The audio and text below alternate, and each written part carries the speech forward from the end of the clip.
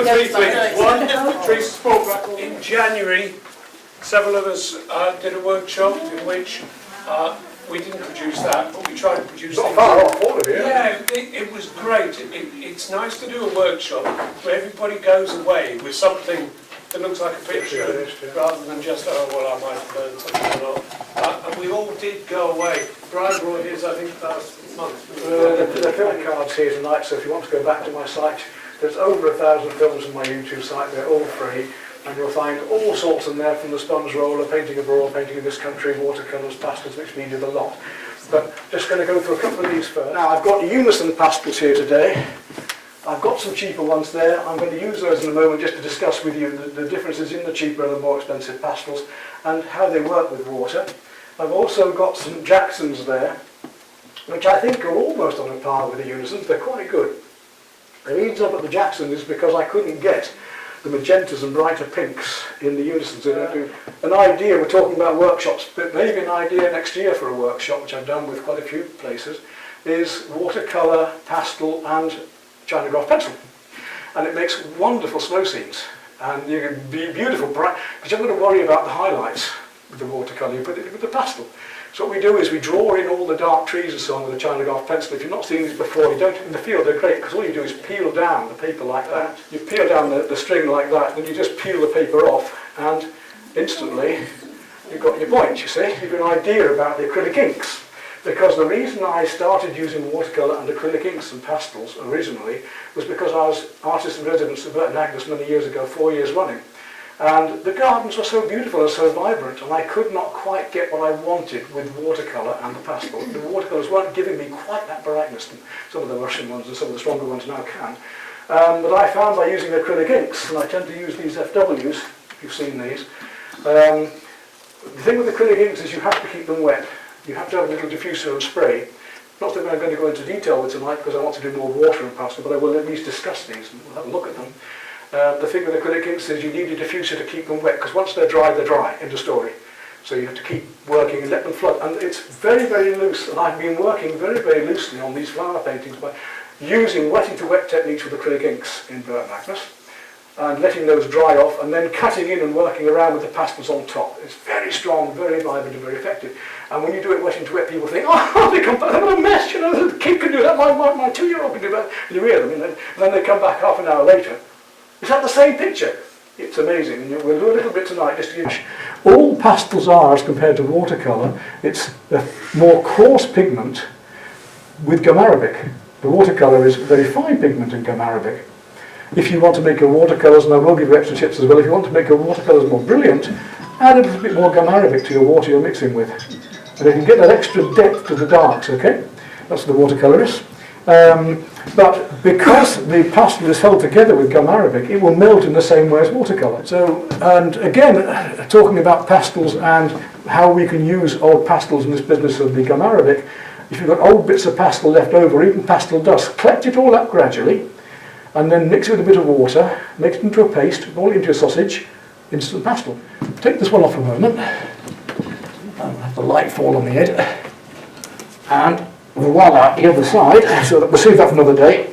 We should have ready to go a simpler composition. I can spend the night on that one.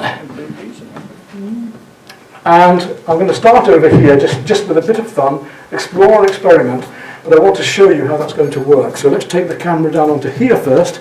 I want this, so very, very loosely, just want to have a bit of fun with the acrylic ink. I've only got those few colours with me. Oh, light's off now, yes, fine, yeah. So, very, very quickly, just to give you the idea, normally I keep a full set of about 9 or 10 colours, but I've only got some deeper crimson here, some flash pink and 1 or 2 other colours, but it's just to give you an idea of how this can work. Let's just take some water, and I want to just use the acrylic inks first to get the totally wet things. Just want the water in that area first of all. Can't see how wet that is in this light, but we'll go for it. A bit of fun. So last time I was using cement trowels and all sorts to splash on. Here we're going to have fun again. The same as with your watercolour, with acrylic inks, start with your lighter colours.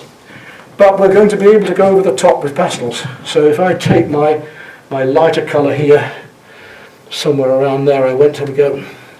Good, I want to do this flat, this bit. I'm going to pick it up and do it vertically shortly. Don't worry about that. I just want to get, I've got enough pink up, probably not. So get these lovely wet into wet effects we can get this way first of all. I really want to flood this. Some over here. Just get that wet into wet going. Just get a lot more. You know, with these FWs, that one of the beauties is as well is that they've actually got droppers that you can drop it on with. But go free, enjoy yourselves. I would have liked to have had a cadmium red really for doing this, but you see these lovely effects coming here. Can you see those? You can see those coming on there now. Good. Right. And having got that while it's still wet, let's drop into there some deeper reds. I could use the end of the drop up. No, this is where I really would have preferred to have had a nice cadmium red for this. It would have really worked very, very well there. But not to worry. I just want to get this spreading out fairly evenly at the moment. Now, if I had a diffuser with me, which I haven't tonight, I would be spraying that to help it spread out. Yeah. The watercolour is not what I'm doing. It's a bit dead up there, doesn't it? It's not quite so dead on here. We'll just find a few of these petal shapes for fun. So 2 in 1 tonight, the demo, nice and loose. And we'll just give you some ideas to play with later yourselves. We've got that. Okay, now let's go. Just lovely and loose. And as I say, when people first saw me doing this about an Agnes, when I wanted some really bright yellow flowers and so on, I could really make this thing then. Now we'll take some of that lovely deep blue in and around the centre here. Isn't it luscious though, isn't it? It's just love to play with colour, don't we? So I'm going to let this dry off a bit, and then I'm going to start working some leaves around it just for fun, a bit of pastel afterwards. So now we'll start to get some really deep purple coming in, just in and around.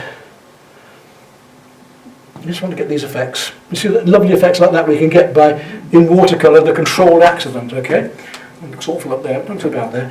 Right, so we'll let that dry a bit. Where shall I do it? I'll start with the green on those, because we're working on 2, I'm going to have to work out which one I'm going to do most first. Right, leaf. Let's look at these lovely sort of spiky leaves we've got here. Now I can put light on dark if I put the dark on first, or I can start to paint the light and go around the dark. Just take one of these bits of... the paper is dry, so I'm going to put a bit of this deeper turquoise on here. I can do a lot of this. When I was doing a demo over in France not long ago, I actually did the whole of this first and just had all this mucky scumble going on everywhere, and people thought, what the hell is he up to? And you have all this mess going on like this. But I'm actually mixing my colours ahead of time. I've got the colours on there now, 1, 2 colours in turquoise. I'm like, oh, what do you want? Like here, I can do the same. So just making marks about what I'm doing. I'm not copying it. I can go right up. Now if I came, because this is wet here, if I came into that, look, you see what happens. It goes a bit dead, but I can actually work into it if I want to. Right through into here, right around there. Oh, there it is there, that's right. Okay, clean water. Take the lighter colour here. And see how that just blends in, look, just like watercolour. And I can draw with that. So I can take this darker colour here, and I can come into it just like watercolour. I can use my fingers in it and move it around. Get these effects. I can come into here with my fingers, I can come into there with the brush. I can take one colour into another, I can lighten that one up. Now I can go darker into that. I could take my pastel at any time and go darker into it, but this is the stage where I'm going to do this on this one later, where I can start to use textural brushes. So if I take that brush, look, I can start to do grassy textures with the pastel and all sorts. Now you might think, yeah, okay, what a mess, but I can start dropping colour into that too. So I can actually drop the acrylic ink into the wet pastel. Look at the vibrance we start to get. The acrylic inks are going to dry matte, so they're going to take on, and quite often, if I'm abroad, I've got my acrylic inks with me, I will often do a ground in the acrylic inks first, a very, very deep ground, for instance, and then work over the top. So I'm doing a scene in Barbados, one of the ones I did. Look at that lovely, look at that spreading out there, look. You can get these lovely effects. And I wanted the palm trees and so on, so I was able to have a very, very deep Prussian blue background, and then work up the bright turquoises over the top of the palm tree. And now we'll start on the main picture, the main film. Okay, on to this one. Now, how do we work up these areas here? Well, the various techniques for using pastel. You see how photographs differ as well. I mean, you've got one on matte and one on gloss there, and look at the difference in the blues in the sky there. Quite often, and in this one, in fact, I did just that.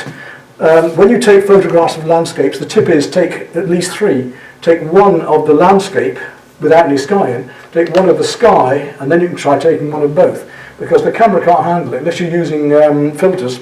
The camera will make the sky too bright, or the land too bright and the sky too dark, or the sky too bright and the land's black. Here, I've gone on the computer and I've actually silhouetted that piece out and brightened that up to the value of that afterwards. It wasn't, the photograph couldn't be done like that, so that's something we could do on the computer. My scenes for the cafe scenes, they're not copied. Nearly all of those scenes are pieces I've taken elsewhere and put together, and if you're looking at my website, sometimes you'll see the same figures being used somewhere else. It's quite fun. But yeah, we use them as we want to, and the computer's a wonderful modern aid. It's not to be an end-all, it's just a way to do things quick. If I was using Ingres pastel paper, I would do this quite differently from what I'm about to do now. I'd be working up my layers, and I'd be doing the old Ashton stone, the traditional English method of blocking and blending on a pastel paper, where I block colours in and blend them, and all the first coats are blended and killed, and then all the last coats are fresh. And that's what I was saying about pastel being damaged if you use it afterwards. Don't worry about it trickling down, because you're going to be going over all this. This is what I want you to get away from, is be very loose to start with. And it's like I did my last demo with you. If we start loose, we can finish tight. Now I prefer this. Look, I'm getting a much nicer body with the brush strokes as well. So look, I'm building up all these layers. Now I've got a lot thicker now, and I can start to build it up. If I wanted to use my fingers again, I could start to bring those clouds into that sky and build them up and round, or I can use my brush the same. I'm going to use normal pastel methods in a minute. So we can do our first coats then, the water and the pastel, and we can manoeuvre them around. I was just going to discuss with you how we can, the difference between the cheaper and the softer pastels. Let's take a little bit of a green cheaper pastel. It's a bright green one here. I just for a bit of fun, I'll put a bit just down here. It's quite hard to put it on, look. It's quite difficult to even get that to come off. I'm only getting a very thin layer there. And if I brush that, it barely gets anything, look. But if I now use one of the expensive ones, I'll use a similar colour. You can tell the difference almost straight away, and you see how far that'll go. Totally different. So, and blend in. So I can go more heavily, but I'm going to do all of my final work with pure pastel. So there. Now, if I'm working on my own, and I was working on plein air now, I wouldn't have gone this. I wouldn't have done that bit. This bit. I would have gone right through this with the colours first, and then put the water on. The whole lot would have been done, and this is what I did at that demo in France. The whole lot had all this sort of paintwork on it, looking really crude, and thinking, what the hell is going to do there? And then I just came in with the water, and it was as if there was a magic brush, because these colours just appeared. Then a little bit of colour like that, and you think, well, there's nothing there. But once I start to actually look for the colours that are in there amongst the darks and lights, really look for those colours, the warms and cools. Remember that, these paintings are mine. The pleasure, why I went that direction with that latest big landscape, was because I was in love with all the different colour hues of the greens. The different warms. Colour hue means warm to cool of a colour. Every single colour has a warm and a cool hue. And then we're going to come on to brush skills in a moment, and then into that some lovely deep blues happening. Lights I can put on later, so I know that's already light there, but I can brighten it up in a minute. Just get these trees going in. Down here I can put some lights back in a minute. These lovely darks that are right through here. It's going to lighten up, remember, because it's going one tone down at the moment. Make the marks about what you're doing. You haven't got to copy, especially with an impressionist landscape, you haven't got to copy things exactly. We're not painting the dog or painting somebody's face, so we can afford to be a bit looser. Can you see the grass? Only just see them on there, yeah, the details, but You can just start to get this effect of these. A rake is this wider comb brush, a comb is the finer one. So lovely and loose and versatile. Right, letting that dry off a bit, come back up to the sky to blend colours onto here. Let's see if I can start to get these lovely effects of the sky. This is what we call scumbling. Now feathering is little short marks. Scumbling is when we just drag one colour over another, like this. So I'm working up my mid-tones gradually. I want to get a lot more, it needs to be a lot pinker than that, so I'm going to have to mix my colours by actually bringing one colour. Broken colour is what the Impressionists use. Broken colour is, instead of painting orange, you paint red and yellow dots together. So if I actually use this lightly over the top, then the colour underneath will come through, which I'm going to do shortly with the... So I can blend that on and through, and very, very gently I can let the pastel just... But I am killing it a bit. Now if I kill it like that, look, I can make it soft at the moment, but I want my final colours to be really clean. I can start to come back with my mid-greys again and go over the top a bit, and I can blend those in, just over the surface.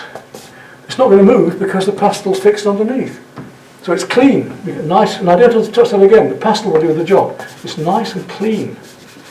Right through into here, we want these colours coming out, and that's not far off.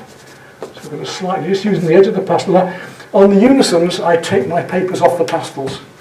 There's nothing worse. If you're doing, again, there's no one wrong answer, there's no one right answer. If you're doing very, very delicate, fine animal paintings, keep the papers on. You're only going to use very tiny strokes. That's what I find. There we go. And then towards the lights at the end. I take a very light cream, look at the difference that makes in that warm. One colour against another, like Constable's landscapes, where he always had one little red figure somewhere, didn't he, just to bring out the greens. Let's just, for the fun of it, we'll put a little bit of white in, just to show you how that can happen. At the very end of my painting, this isn't the end now, but look at how that looks now. It's one thing to another. Build up from your mid-tones out. Brush to come back in and darken into them. So I want texturing here, so I'm going to take them down a bit by using the rake brush onto them. So you can see some of these lovely effects we can get, yeah? Well, you just can't see it on there. You can see it better on here if your eyesight's good. Why not? Right, so you can see I'm just starting to work up some of the lighter colours. Now, we'll take a little break on this one. You've just had your break. Now I'm just going to take this one down a moment, and what you've been waiting for, we're going to have some fun, because you can see where this one's going now. When I put the final colours in, it's really going to sing. Let's have a look at this bit of fun we have here, which I can now put up that ways. There we are. Right, nice and loose. You see how bright those are now. I would have liked to have used cadmium red, but let's take some cadmium red now. And we can start to cut in and work around, but I don't want to kill it. So I can really start to have some fun. You see how bright those colours are now around the edges. So I can bring in these reds. So if it's there, now I'm going to be using it wherever it is. You get the idea, this is coming together now, isn't it? Just starting already. So let's cut into this flower. Let's cut in here. This is what I was doing at Burton Douglas. So I'd cut into you can use water as well if I wanted. Right now, I've done that. Now, just for the hell of it, just so I can show you that I'm not telling porkies, you can take that brush, you can take that there paint, and you can start to paint with it around those leaves in the same way. The turquoise is going to reflect against the purples, and they're coming down here into there. So just keep your minds open is all I'm saying. Try different things out. Right, leaving that then, so we just got an idea of that tonight. Just wanted to show you the acrylic inks. So if you want really, really vibrant effects in your garden scenes, the acrylic inks are wonderful for it. Really loose, wet into wet, keep them sprayed with a diffuser, gradually work up, go back in with your pastels to get the darks again afterwards, go back in with the pastels you can use water if you want, or you can just use them straight, bring these colours out, and you see those lovely effects we can get. Right, let's go back to our biggie. And I should be able now, go this way, I've got to turn on to that one. I think the most I've done is 3 pieces in one night. Most paintings I've done was 8 in a day. Got it? Yeah. Right, back on this one then. So I went in just now with the rake brushes and I showed you I'm putting on the light colours and bringing in some darks. A little bit more of that. Just want a few more darks in there, so I'm just going to bring in a few little lines of darks. Now that's nice and clean, but that's about as fine as I can get with that pastel. So if I want to go finer, I've either got to pick up a finer brush or I've got to come in with my, just kill them back a bit like that. Not too much, just kill it a little bit here. Just want to make it a little bit darker in places. Because that's going to make that warmer colour, I think I've got a feeling is going to just bring out the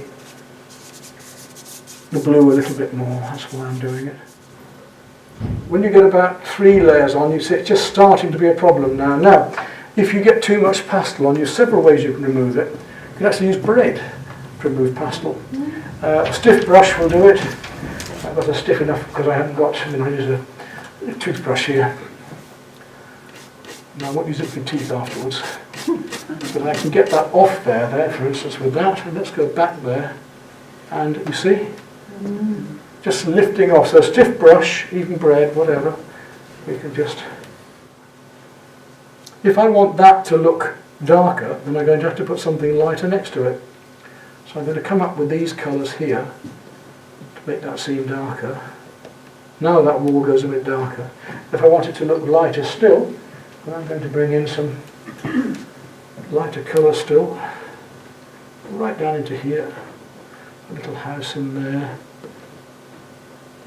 Pure colour look. Little spot of colour just to bring things out. And it's a lot warmer that than the cloud. Keep looking.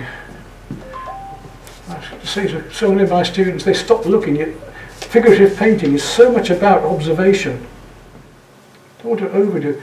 How many times have you heard somebody saying, "When do you know when to finish, Pete?" I think you just do. I think it's just, you just come to, and it can be quite sudden. So often with these big paintings, I'm struggling away, and then suddenly, oh, I'm there. You know, how one colour comes into another. Often have I said that. You know, kids start off and it's green leaves, brown soil, blue sky, red bricks, but one colour comes into another. This light is reflecting through here. It's reflecting through these items. So it looks like a traditional pastel. You would not, but people have argued on, oh, it's not pastel, it's not. It is, heaven's sakes. I mean, you know, it's just another way of applying the pastels, that's all. Take some, oh yeah, I'd rather not. A little bit of white, now this is pure white, there you are, a little bit of a white house there, look, just at the very end. Enough? Thank you very much.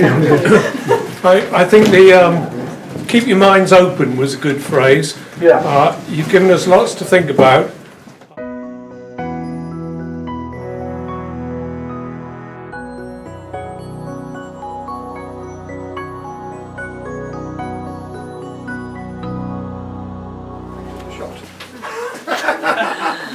Immortalise you.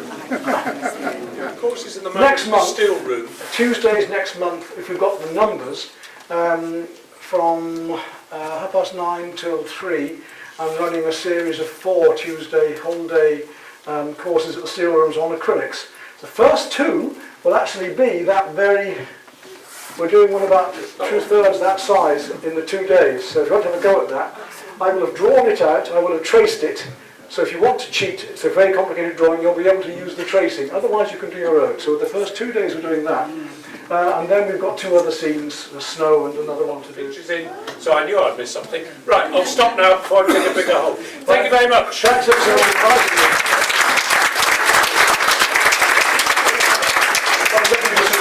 Thanks very much. Hope you enjoyed it. Yeah, there was an impressionist thing to go.